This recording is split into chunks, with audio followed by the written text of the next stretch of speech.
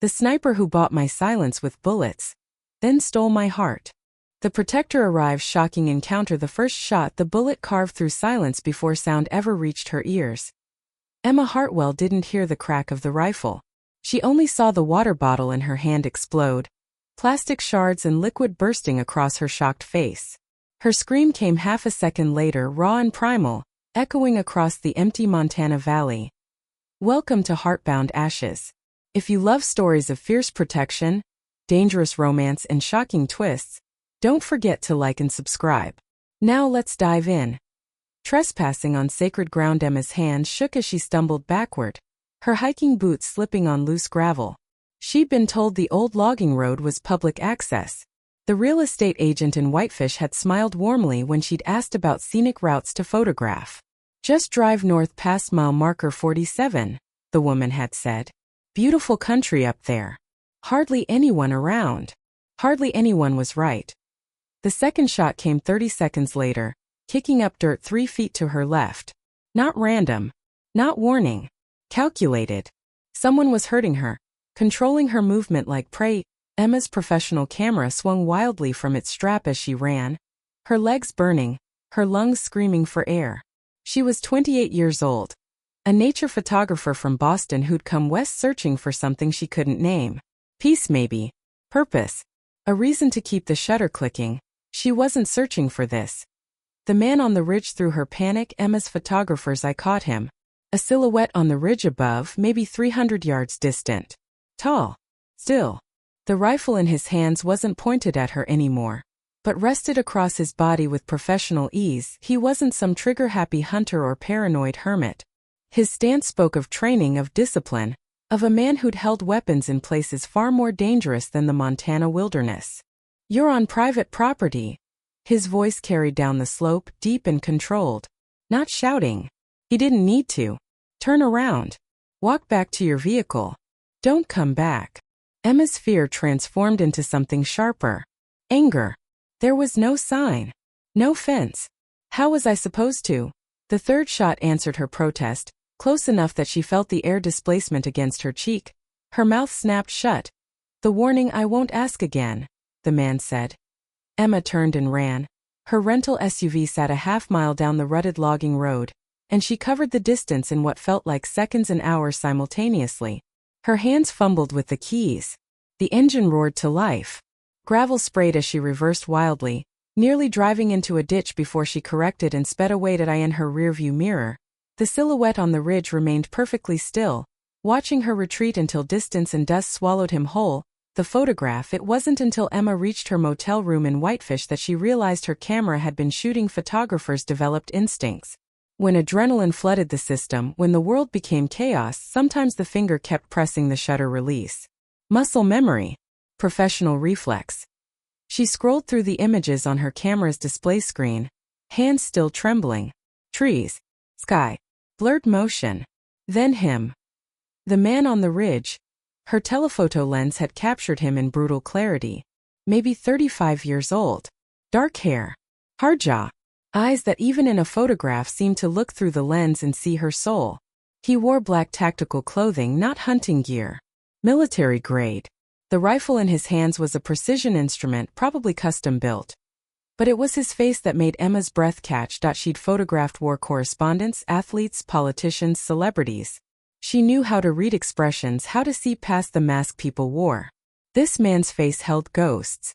Deep shadows lived behind those eyes, and pain-carved lines around his mouth that no amount of Montana sunshine could erase. This wasn't just some property owner defending his land. This was a man hiding from something. Or hiding something. The town. Talks the next morning. Emma couldn't leave it alone. She told herself it was professional curiosity, a photographer's instinct for a story. But truthfully, something about that face haunted her dreams. She found Charlie's Diner on Main Street, the kind of place where locals gathered and tourists were immediately obvious. Emma ordered coffee and made small talk with the waitress, a woman named Ruth who had kind eyes and gossip on her tongue. That property north of mile 47. Ruth's expression shifted. You don't want to go up there, honey. I learned that the hard way, Emma said, managing a weak smile. Who owns it? Ruth glanced toward the kitchen, then leaned closer. Lucas Brennan. Moved here about 5 years ago. Bought 3,000 acres. Built himself some kind of fortress up there. Pays his bills, doesn't cause trouble, but... She paused meaningfully. But what? People say he was military. Special operations or something. The kind of soldier who doesn't come home right. Ruth's voice dropped to a whisper. Sheriff tried to do a wellness check once. Lucas met him at the property line with that rifle, and a very polite explanation that trespassers weren't welcome. Sheriff hasn't been back. Emma's fingers tightened around her coffee cup. What's he protecting up there? That's the question everyone asks, Ruth said. Nobody knows. The second encounter Emma knew she should leave Montana. Return to Boston. Edit her photographs. Accept the magazine assignment she'd been avoiding. Instead, 3 days later, she found herself parked at mile marker 47 again. This time she didn't trespass.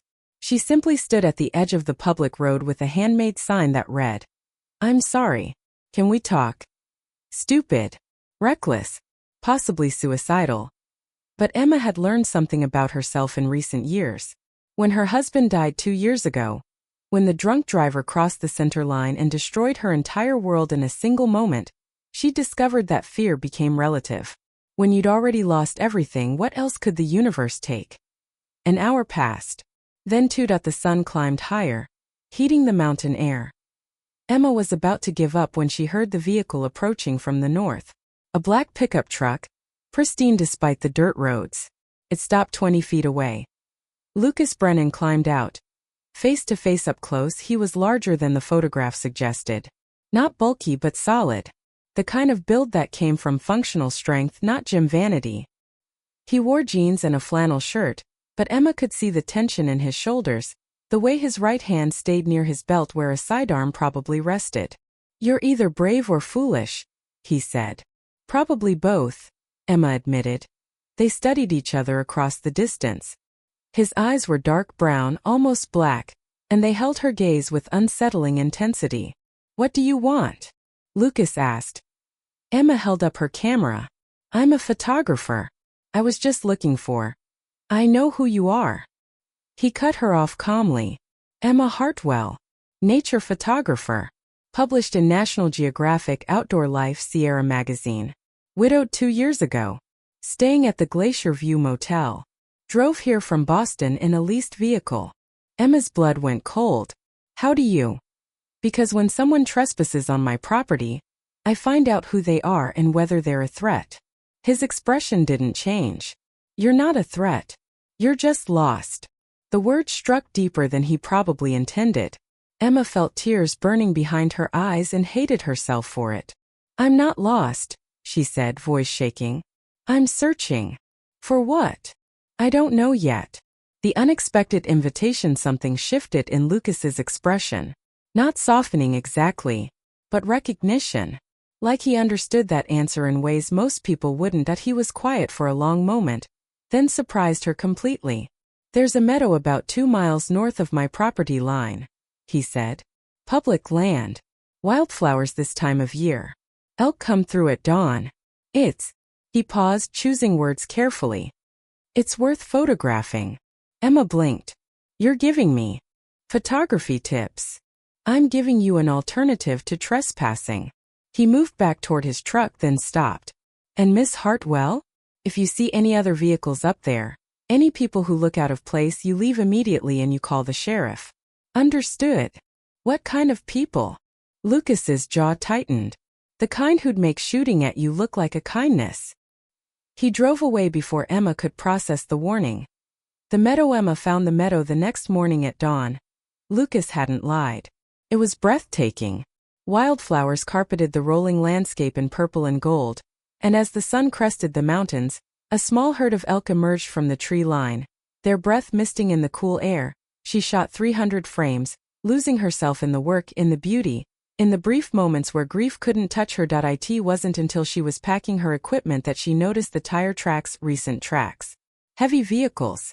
Multiple trucks that had driven through the far edge of the meadow and disappeared into the forest beyond. That Emma's photographer instincts warred with Lucas's warning. Every professional bone in her body wanted to follow those tracks, to investigate, to find the story. But his voice echoed in her memory, the kind who'd make shooting at you look like a kindness. She was loading her equipment into her SUV when the sound reached her. Distant but distinct. Gunfire. Not single shots. Automatic weapons. Multiple shooters. The sound rolled across the valley like thunder, coming from somewhere north. From Lucas's property. Emma's hands froze on her camera bag. Every instinct screamed at her to drive away, to call 911, to let professionals handle whatever was happening. But she thought about those haunted eyes. About a man who'd built walls 3,000 acres wide to keep the world away. About someone who'd warned her with bullets and then gave her beauty as apology. Emma made a choice. She drove toward the gunfire. The boundary. The shooting stopped before she reached Lucas's property line, but the silence that followed felt worse. Emma parked her SUV in a grove of pines and continued on foot, her camera around her neck more from habit than purpose. She saw the smoke first. Black and oily, rising from somewhere beyond the ridge. Then she saw Lucas's truck, parked at an angle across the logging road, driver's door open, engine still running. Empty. Blood stained the dirt beside the door. Not a pool. Just drops. A trail leading into the forest. Emma's breath came fast and shallow. She should leave. She should run. She should. You don't listen very well. She spun around. Lucas stood 15 feet away, emerging from the tree line like a ghost. Blood soaked his left shoulder, dark against the flannel. His face was pale but his eyes were sharp, alert, dangerous. He held the rifle loosely in his right hand. You're hurt, Emma said stupidly. You're trespassing again, Lucas replied. Then his expression changed, hardening with urgency. How did you get here? Which road? The logging road from the south. They'll use that route. He moved past her toward his truck, favoring his left side. You need to leave. Now. Who'll use it? What's happening? Lucas turned to face her, and for the first time she saw real emotion crack through his control. Not anger. Fear. People I used to work with, he said quietly. People who think I took something that belongs to them. They're wrong, but they won't believe me. And if they find you here. He didn't finish the sentence. In the distance, Emma heard engines. Multiple vehicles. Coming fast. Lucas grabbed her arm. His grip iron-strong despite the injury. Listen to me very carefully. There's a cave system half a mile northeast, marked by 3 dead pines. You're going to hide there until this is over. Don't come out until I come get you. And if I don't come. His eyes locked onto hers. You wait until dark, then you run. You don't stop. You don't look back. You forget you ever met me. I'm not leaving you, Emma heard herself say. You don't have a choice. The engines grew louder. Lucas practically dragged her into the forest, moving fast despite his wound. Emma stumbled trying to keep pace, branches tearing at her clothes, her camera bouncing painfully against her chest. They reached the 3 dead pines just as gunfire erupted again behind them. Closer now. Much closer. Lucas shoved her toward a dark opening between rocks that Emma would never have noticed on her own. Stay down. Stay quiet. Stay alive. Lucas, wait. He was already gone, disappearing back into the forest with the silent grace of a predator. Or a soldier. Emma crawled into the cave's mouth, her heart hammering so hard she thought it might break through her ribs. The darkness swallowed her, cool and absolute outside. The battle began and Emma Hartwell, nature photographer from Boston, pressed her hands over her mouth to muffle her terrified breathing and wondered what kind of man she'd stumbled into.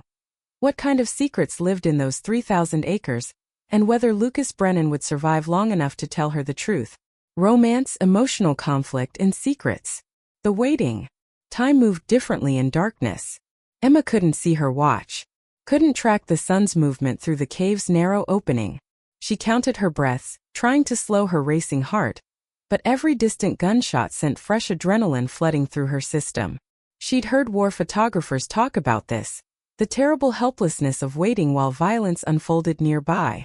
But hearing about it and living it were universes apart. The shooting lasted maybe 20 minutes, though it felt like hours. Then silence crashed down like a physical weight. Emma waited. She'd promised Lucas she would stay hidden. But what if he was injured? What if he was dying while she crouched in a cave like a coward? Stay alive, he'd said. Like her life mattered more than his own. The return. Emma. His voice made her jump, a small scream escaping before she could stop it. Lucas stood at the cave entrance, backlit by afternoon sun. He looked like something from a war-zone photograph, blood-soaked, exhausted, his flannel shirt torn and his face streaked with dirt and sweat. But alive. It's over, he said quietly. You can come out. Emma scrambled from the cave, her legs cramping from hours of stillness. She emerged into daylight and immediately steadied herself against a boulder, her vision swimming. Lucas moved toward her instinctively, then stopped, as if remembering he was covered in blood.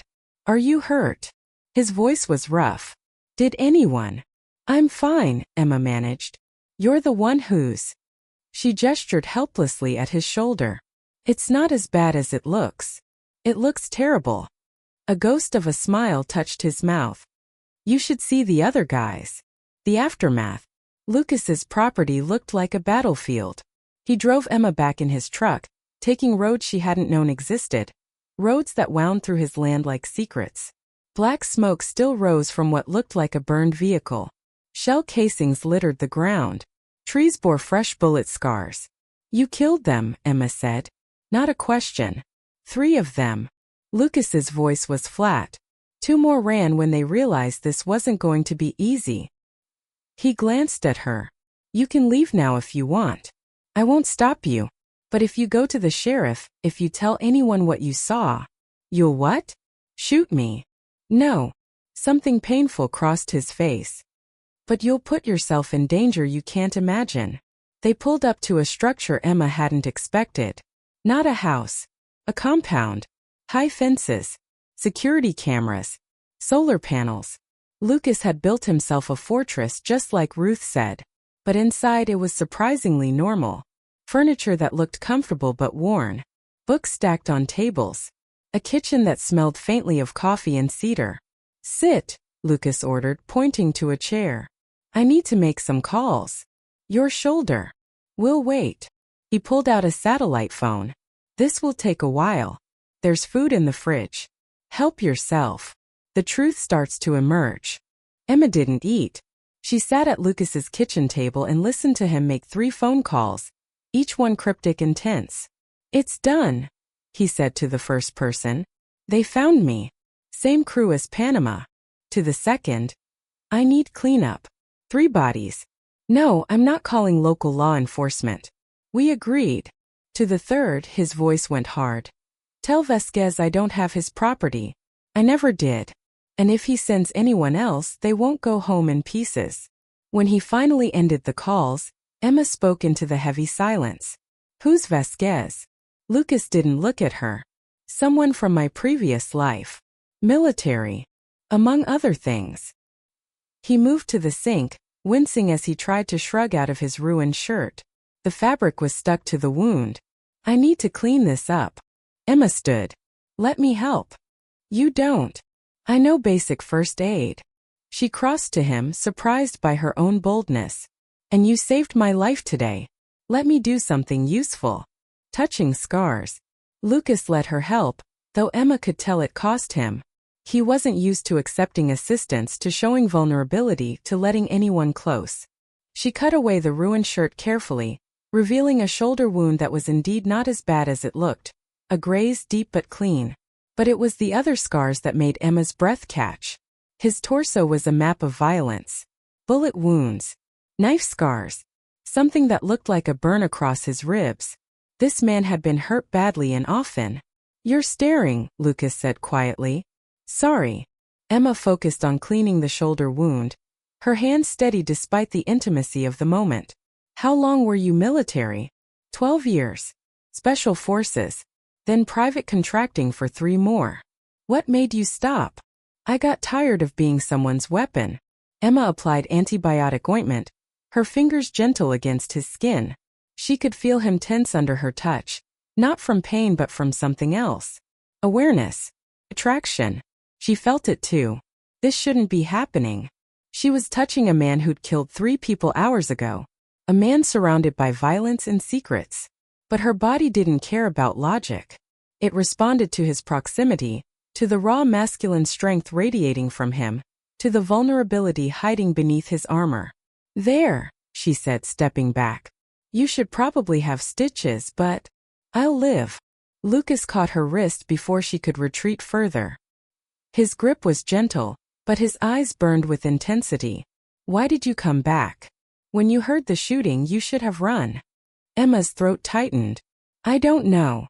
"Yes, you do." She met his gaze and something passed between them. Recognition. Understanding. Two broken people finding unexpected connection. "I've already lost everyone I love," Emma whispered. "Maybe I'm tired of running from everything else." The story he tells. That night, Lucas made dinner. Simple but good. Pasta with meat sauce that tasted like comfort. They ate in careful silence, the weight of the day pressing down on them both. Then Lucas started talking. "Vasquez ran a cartel operation in Central America," he said, staring at his empty plate. "My team was hired to retrieve something he stole from a competitor. Intelligence files. Proof of government corruption. The kind of thing that could topple nations. What happened? We got the files. But my team was ambushed during extraction. 4 men died." His voice went hollow. "I was the only one who made it out. And Vasquez convinced himself I took something extra. Money. Weapons. Whatever his paranoid mind invented." "Did you?" Lucas looked at her sharply. "No. I believe you." "Why?" Emma thought about that. "Because if you'd stolen from him, you wouldn't be hiding in Montana. You'd be living in paradise somewhere with new identity." A genuine smile touched his mouth then, surprising and beautiful. "You're smarter than you look." "I get that a lot." The pull between them. After dinner, Lucas showed Emma to a guest room. Clean sheets. Soft pillows. A window overlooking the valley where moonlight painted everything silver. "You should sleep," he said from the doorway. "Tomorrow I'll take you back to town. And then you forget this happened. You finish your photography trip. You go home." Emma turned to face him. "What if I don't want to forget?" The air between them crackled with tension. Lucas's jaw tightened, and Emma saw him fighting something internal. Some battle between want and wisdom. "You don't know what you're saying. I'm a widow, not a child." Emma's voice was steady. "I know exactly what I'm saying." He moved into the room, close enough that she could smell pine and gunpowder and something uniquely him. "I'm dangerous, Emma. People want me dead. Anyone close to me becomes a target. I'm already a target. They saw my vehicle. If Vasquez is as paranoid as you say." "Don't." Lucas cut her off, his expression darkening. "Don't make this more than it is." But he didn't move away. And neither did Emma. "What is it then?" she asked softly. "Because it feels like something." The first kiss. Lucas stared at her for a long moment, something like agony crossing his face. Then his control broke. He kissed her. It wasn't gentle. It was raw and desperate, the kiss of a man who'd been alone too long, who'd forgotten what human connection felt like. Emma gasped against his mouth but didn't pull away. Instead, she gripped his shirt and pulled him closer, meeting his intensity with her own. When they finally broke apart, both were breathing hard. "I can't protect you and want you at the same time," Lucas said roughly. "It doesn't work that way. Maybe I don't need protection. Everyone needs protection. Especially from people like me." He left before Emma could argue, closing the door firmly between them. But Emma lay awake for hours, her lips still burning, her heart racing with something she hadn't felt since before her husband died. Want. Need. The terrifying possibility of feeling alive again. The morning discovery. Emma woke to the sound of engines. She bolted upright, disoriented in the unfamiliar room. Sunlight streamed through the window. Morning. But something was wrong. She found Lucas in what looked like a security room, watching multiple computer monitors that displayed different angles of his property. "What's happening?" "We have visitors." His voice was grim. "Local sheriff and 2 FBI agents." Emma's stomach dropped. FBI. The bodies from yesterday disappeared overnight. Professional cleanup crew, probably CIA connected. But someone still called it in. He glanced at her. "Get dressed. We're about to have company." "The investigation." Sheriff Martinez was a weathered man in his 50s who looked like he'd been dealing with Lucas's presence for years with varying degrees of frustration. The two FBI agents were younger, sharper, clearly urban imports who didn't quite know what to make of Montana wilderness. "Mr. Brennan," Sheriff Martinez said carefully, "we received a report of gunfire on your property yesterday afternoon. Multiple witnesses." "I was doing some target practice," Lucas replied calmly. "It's legal." "With automatic weapons?" "I have the proper permits." The female FBI agent, who'd introduced herself as Agent Sarah Chun, studied Emma with careful interest. "And you are?" "Emma Hartwell. I'm a photographer. I was shooting in the public meadow yesterday." "Did you hear gunfire?" Emma met Lucas's eyes for the briefest moment, then nodded. "Yes, but it was distant. I assumed it was hunting or target practice like Mr. Brennan said." "And you didn't think to report it?" "Report what?" "Legal activity on private property." Agent Chun wasn't buying it. Emma could see the suspicion in her expression. But without bodies, without evidence, there was nothing to charge. "Mr. Brennan," the male agent said, "we know about Panama. We know about Vasquez. If he's made contact with you." "He hasn't." Lucas's voice stayed level. "I'm retired.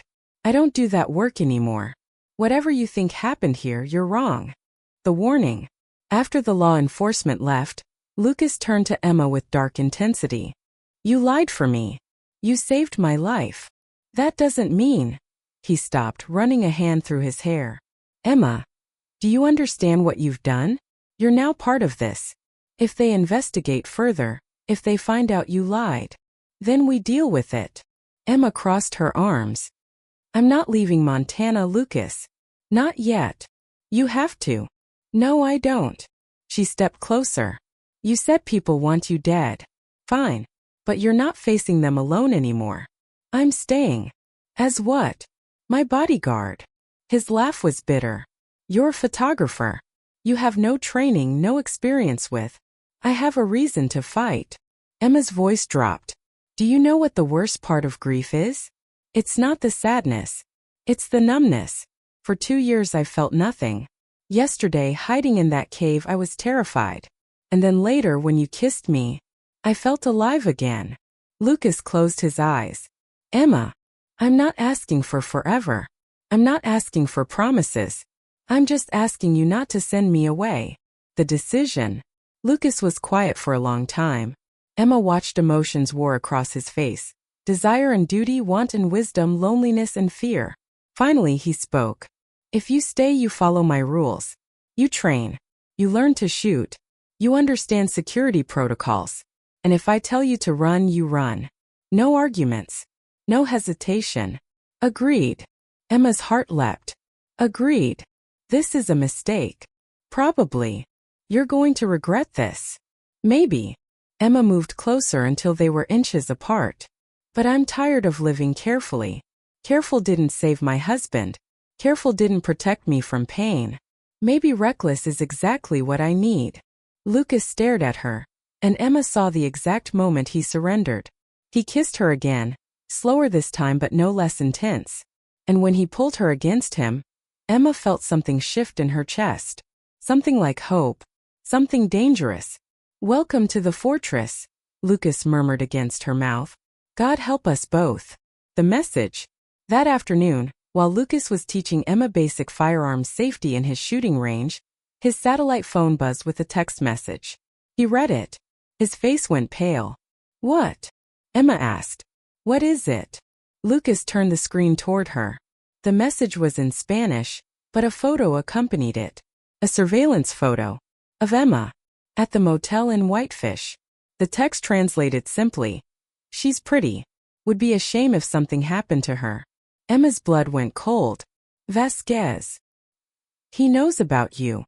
Lucas's voice was deadly calm, the tone of a man preparing for war. "He's going to use you to get to me. Then what do we do?" Lucas looked at her, and Emma saw something shift in his expression. Not fear. Not doubt. Something harder. More dangerous. "We make sure he regrets it," Lucas said quietly. "But first we need to move." This location is compromised. We're leaving tonight. Where are we going? Somewhere even I don't want to go. He holstered the practice weapon. Welcome to the war, Emma. Hope you're ready.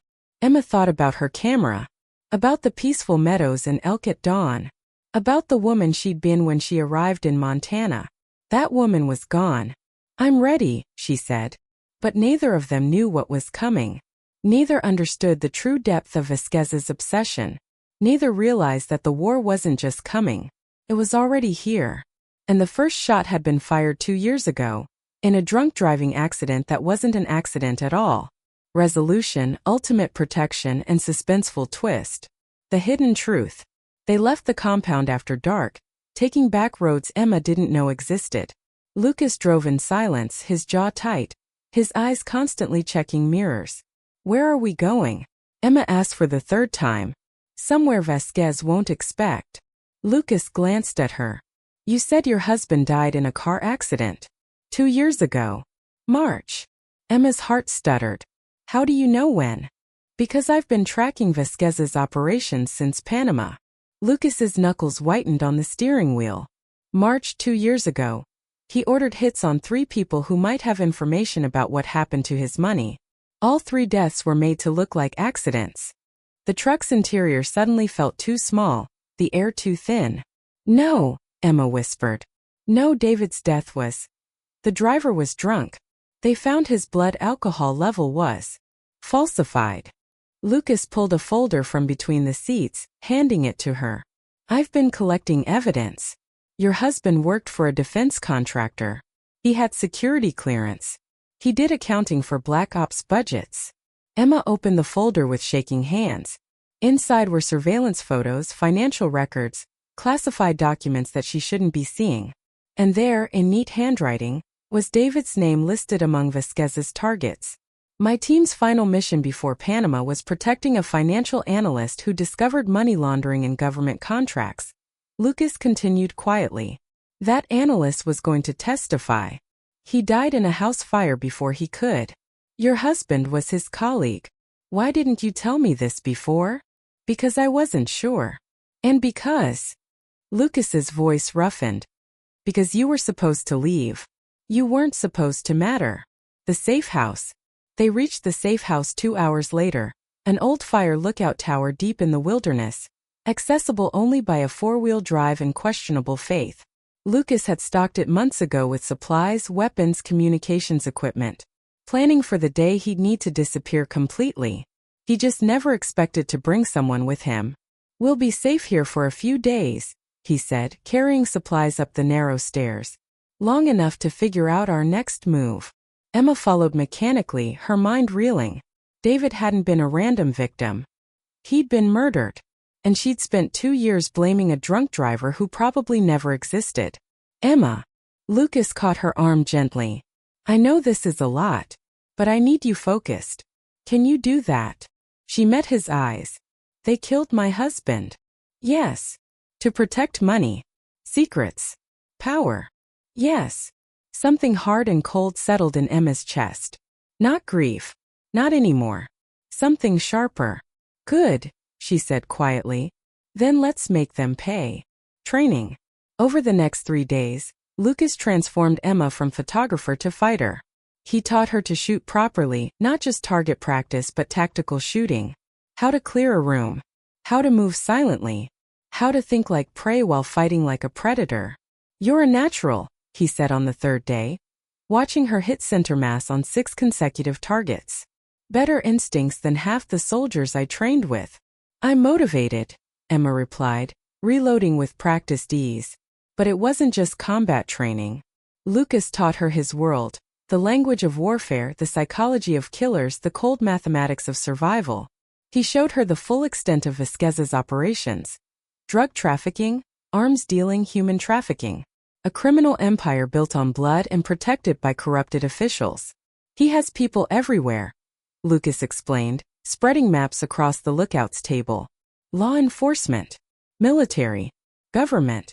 That's why I can't just call the FBI. That's why your testimony about David won't matter. The system is compromised. Then how do we stop him? Lucas looked at her for a long moment. We don't. We survive. We disappear. We start over somewhere he can't find us. That's it? That's your plan. That's the only plan that keeps you alive. Emma slammed her hand on the table. I don't want to just survive. I want him dead. I want everyone who helped kill David to. To what? Lucas grabbed her shoulders. To die? You think revenge will fix this? I've killed more men than I can count, Emma. You know what it's changed? Nothing. The world keeps turning. The bad guys keep winning. And you just get harder and emptier until you don't remember who you were before the war. Then why are you still fighting? Because I don't know how to stop. His voice cracked. Because every time I close my eyes, I see my team dying in Panama. I see the people I couldn't save. I see. He released her abruptly. I see everything I've lost.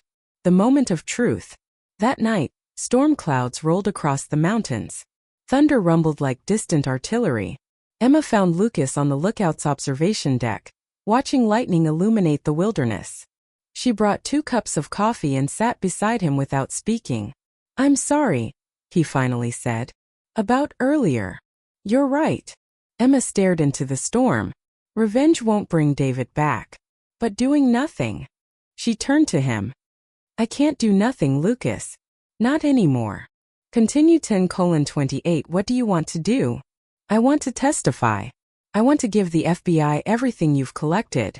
I want to shine so much light on Vasquez's operation that even his corrupt friends can't protect him. That'll make you a target for the rest of your life. I'm already a target. She set down her coffee. At least this way, David's death means something. Lucas studied her face in the lightning flashes. You've changed. When I met you, you were running from grief. Now you're running toward something. I learned from the best. Emma managed a small smile. Besides, I have a pretty good bodyguard. That you do. The thunder cracked closer. Rain began to fall, soft at first, then harder, drumming on the lookout's roof like a heartbeat. Lucas, Emma said quietly. Earlier, you said people close to you become targets. But I'm already a target. So what's stopping us? Stopping us from what? She turned to face him fully. From being something more than survivors. The choice. Lucas didn't answer with words. He kissed her as lightning split the sky, as rain poured down around their shelter, as thunder shook the old tower's bones. But this kiss was different from before. Not desperate. Not stolen. This was a choice. Promise. When they finally broke apart, both soaked from rain blowing through the observation deck's open sides, Emma saw something she hadn't seen before in Lucas's eyes. Hope. If we do this, he said roughly, if we really go after Vasquez, there's no going back. You understand that? I understand. It'll be dangerous. Probably fatal. We'll be fighting people who've never lost. Then we'll be their first loss. Lucas laughed. A real laugh, surprised and genuine. You're insane. You know that. Probably. Emma touched his face. But I've been numb for 2 years. I'll take insane over numb any day. The plan. They spent the next week building their case. Lucas had years of intelligence on Vasquez, surveillance photos, financial records, testimony from people who'd tried to escape the organization and failed. Emma added her own evidence about David's death, connecting the dots that law enforcement had missed or deliberately ignored. But Lucas was right. The system was compromised. They needed something bigger. Media, Emma said suddenly one afternoon. We don't go to the FBI first. We go to the press. Multiple outlets simultaneously. Make it so public, so undeniable that Vasquez's protection disappears. Lucas looked at her with newfound respect. That might actually work. But we'd need proof of government corruption too. Something so explosive they can't bury it. You said you recovered intelligence files in Panama. What happened to them? I turned them over to my handler. Guy named Morrison. CIA. What if Morrison was one of Vasquez's people?